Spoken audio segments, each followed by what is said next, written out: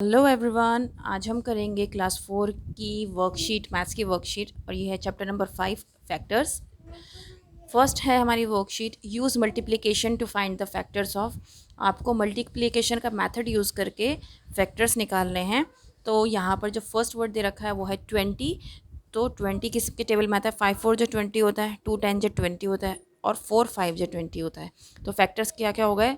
1 2 4 5 10 और 20 खुद अपना फैक्टर हो गया। देन 55, तो 55 किसके टेबल में आता है? 5 11 जा और 11 5 जा, तो 1 11 और 5 और 55 क्या होगा इसके फैक्टर्स। नाउ नेक्स्ट है 12। इसी तरीके से पहले आपको मल्टीप्लिकेशन टेबल देखना है कि कौन से टेबल में आता है, और उसके बाद उसके फैक्टर्स लिख देने हैं। Then 14, then 48। नेक्स्ट है use division to find the factors of. हमने पहले मल्टीप्लिकेशन मेथड से किया, अब हम करेंगे डिवीज़न मेथड से। दोनों मेथड से आपको आना चाहिए फैक्टर्स निकालना। तो यहाँ पर डिवीज़न मेथड से कैसे करेंगे? 15 को हम अगर 2 से डिवाइड करेंगे तो नहीं होगा, 3 से करेंगे तो वो 5 से कट जाएगा। 3 5 जा 15 होता है, ऐसे 5 3 जा 15 होता है। तो फैक्टर्स क्या होगा हमारे? 1 3 5 और 15। सेम 42 का पहले 2 से करेंगे तो 42 डिवाइडेड बाई 2 तो 21, 2 21 जा 42 होता है। 3 14 जा 42, 6 7 जा 42 और 7 6 जा 42। तो फैक्टर्स क्या होगा? 1 2 3 6 7 14 21 और 42। सेम यहाँ पर है। 56 को आपको पहले 2 से डिवाइड करना है, फिर 4 से, फिर 7 से, फिर 8 से और फिर 1 से। तो आपके फैक्टर्स आपको मिल जाएंगे। देन 41 का फैक्टर 41 अपने आप होता है। देन 72 को आपको 2 से, 3 से, 4 से, 6 से, 8 से, 9 से आप डिवाइड करेंगे तो आपको आंसर मिल जाएंगे और फैक्टर्स मिल जाएंगे। 63 को हमने किया है 3 7 9। अब आपको यहाँ पर ट्रू फॉल्स लिखना है। Say whether the following are they true और false. 5 is a factor of 15।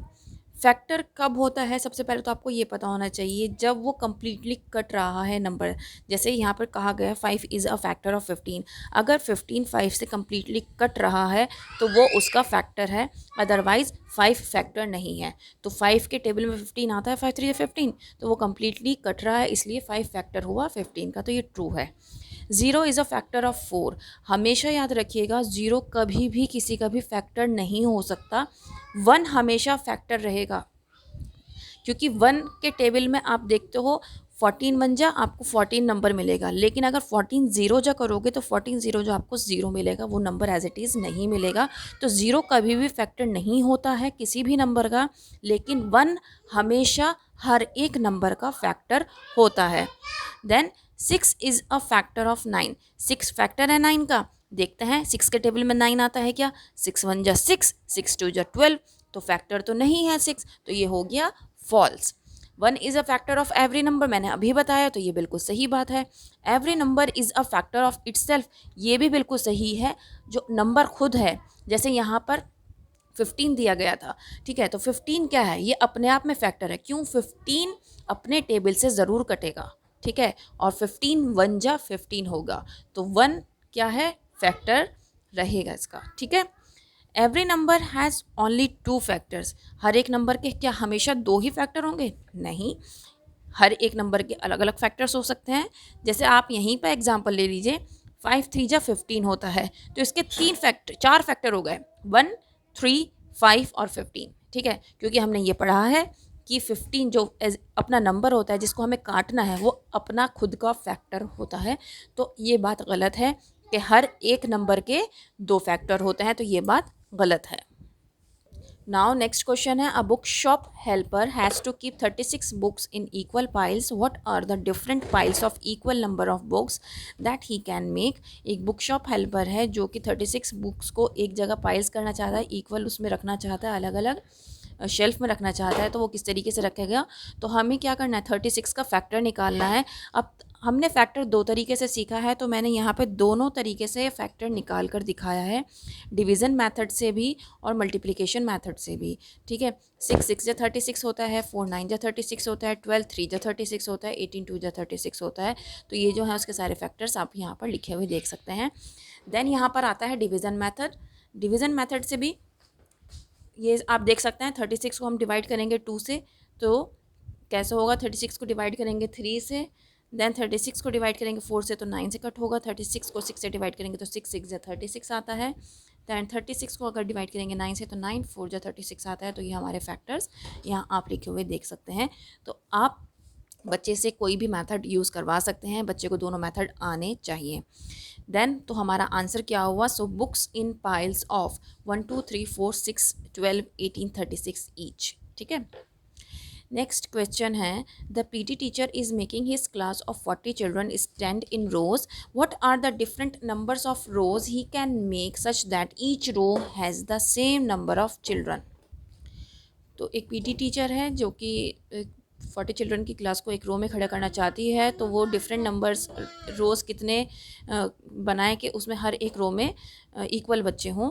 तो हम इसका भी फैक्टर निकालेंगे। अब यहाँ पे मैंने सिर्फ डिवीज़न मेथड से फैक्टर निकाला, आप देख सकते हैं। तो जो से चिल्ड्रन स्टैंड इन रोज होंगे 1 2 4 5 8 10 20 इन ईच रो। ठीक है, then 32 boxes of sweet have to be kept in equal piles, what are the piles of equal number of boxes that can be made. अब यहाँ पर स्वीट्स की बात आ गई है, इसी तरीके से स्वीट्स करने हैं। तो यहाँ पर ये आप देख सकते हैं, हमने यहाँ पर फैक्टर्स निकाल रखे हैं। तो फैक्टर्स क्या हुए, 1 2 4 8 16 32 और equal number of boxes that can be made 1 2 4 8 16 32 each. Next आता है, put tick if the number is divisible and cross if it is not. अब यहाँ पर आपको कुछ नंबर्स दे रखे हैं और यहाँ पर ये भी कुछ नंबर्स दे रखे हैं। आपको ये देखना है कि 2 के टेबल में ये 12 आता है या नहीं, 3 के टेबल में आता है या नहीं 12, 5 के टेबल में आता है या नहीं। 2 के टेबल में आता है तो टिक किया, 3 में आता है तो टिक किया, 5 में नहीं आता तो हमने क्रॉस कर दिया, देन 9 में नहीं आता 12 तो क्रॉस कर दिया, 10 के टेबल में नहीं आता तो हमने इसको क्रॉस कर दिया। इसी तरीके से आप हर एक नंबर का देखेंगे कि हर एक नंबर के साथ किस तरीके से ये इस टेबल में आता है या नहीं, तो उसके अकॉर्डिंग आपको इसको टिक और क्रॉस करना है। ठीक है, नेक्स्ट है हमारा, make a factor tree for each of these, do not use one as a factor. आपको one as a factor use नहीं करना और एक फैक्टर ट्री बनाना है। जैसे कि यहाँ पर आप देख सकते हैं 8 है, 8 किस तरीके से लिखा जाता है, 2 4 जा 8 होता है। ठीक है, तो हमने 2 ऐसे एज इट इज़ लिख दिया। अब हम 4 को और तोड़ सकते हैं, तो 2 2 जा 4, तो हम इसको सिंपलेस्ट फॉर्म में लिखना है। इसके फैक्टर्स हमें बिल्कुल सिंपलेस्ट फॉर्म्स में करने हैं। जैसे 4 5 जा 20 होता है, तो 4 होता है 2 2 जा 4, तो 2 इंटू 2 इंटू 5। ठीक है, तो 20 आपका हो जाएगा। सेम 32 है यहाँ पर और यहाँ पर है 21। Then find the factors of these numbers and write the common factors. अब आपको क्या करना है, ये 6 और 8 नंबर दिया हुआ है, इनका क्या निकालना है, फैक्टर्स निकालना है। देखो मैंने दोनों तरीके से लिखा है। आप ना बेसिकली जैसे हमने 2 मेथड सिखाए हैं, एक मल्टीप्लिकेशन और एक डिवीज़न मेथड सिखाया है फैक्टर्स का। आप नॉर्मली इस तरीके से फैक्टर्स भी निकाल सकते हैं। ठीक है, 2 के टेबल में 2 3 जा 6, 2 4 जा 8, देन 2 2 जा 4, 3 एज इट इज़ लिख दो क्योंकि आप 3 नहीं आता है 2 के टेबल में। देन 2 1 जा 2, पहले हम जो स्मॉलेस्ट से स्टार्ट करते हैं हमेशा टेबल पढ़ना और लार्जेस्ट की तरफ जाते हैं। देन 3 आ जाएगा, 3 1 जा 3 करके इसको कट कर देंगे। क्योंकि हमें यहाँ पर अलग अलग कॉमन फैक्टर्स क्योंकि हमें कॉमन फैक्टर्स निकालने हैं, तो इसलिए हम यहाँ पर 6 का अलग करेंगे फैक्टराइजेशन और 8 का अलग करेंगे। जब अलग अलग करेंगे तो हमें कॉमन फैक्टर निकालने में आसानी रहेगी। कॉमन फैक्टर किस तरीके से निकालते हैं वो मैं आपको बता देती हूँ। फैक्टर्स ऑफ 6 क्या हुए, 2 और 3 से कट हुआ है, तो 1 2 3 और 6। ठीक है, ये इसके फैक्टर हो गए। फैक्टर्स ऑफ 8 क्या हुए, 1 2 4 और 8 इसके फैक्टर्स हो गए। अब इन दोनों में कॉमन कौन कौन सा है आपको ये देखना है। एक तो 1 कॉमन है और एक 2 कॉमन है। ठीक है, क्योंकि ये दोनों कॉमन है इसलिए इसके कॉमन फैक्टर हुए। ठीक है, सेम यहाँ पर 10 को और 14 को देखिए और उसका जो कॉमन फैक्टर निकलेगा वो 1 और 2 निकलेगा। देन नेक्स्ट आता है 18 और 21। तो 18 के जो फैक्टर्स हैं आप ये देखते हैं 1 2 3 9 18 और यहाँ पर आप देख सकते हैं 1 3 7 और 21। तो यहाँ पर जो कॉमन फैक्टर हुए वो हुए 1 और 3, क्योंकि आप देख सकते हैं यहाँ पर 1 और ये 3 दोनों में प्रेजेंट है। देन 4 और 5, इसमें कोई भी जो नंबर है वो सेम नहीं है, तो सिर्फ और सिर्फ 1 इसका कॉमन फैक्टर है। यहाँ पर 4 और 6 में 1 और 2 है। देन 30 और 45 में है 1 3 5 और 24 72 में है 1 2 4 और 3। नेक्स्ट क्वेश्चन है 25 girls and 20 boys are participating in the march past for sports day.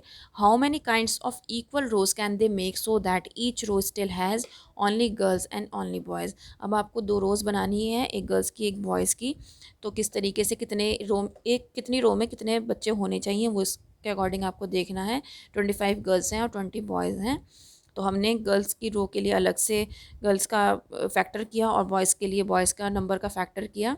तो फैक्टर्स जो हमारा निकल कर आया 25 का वो हुआ 15 और फैक्टर्स ऑफ 20 हुए 1 2 और 5. तो कॉमन फैक्टर हमारे पास आ गया 1 और 5. तो हमें पता चल गया कि एक रो में 5 स्टूडेंट्स जब रहेंगे तो आप प्रॉपर जो रोज़ हैं वो बना सकते हो इक्वल नंबर ऑफ़ स्टूडेंट्स के साथ. उम्मीद करती हूँ ये आपके लिए हेल्पफुल रहेगा. अगर रहे तो लाइक शेयर ज़रूर करिएगा और चैनल को सब्सक्राइब करना बिल्कुल मत भूलिएगा. That's all. Thank you.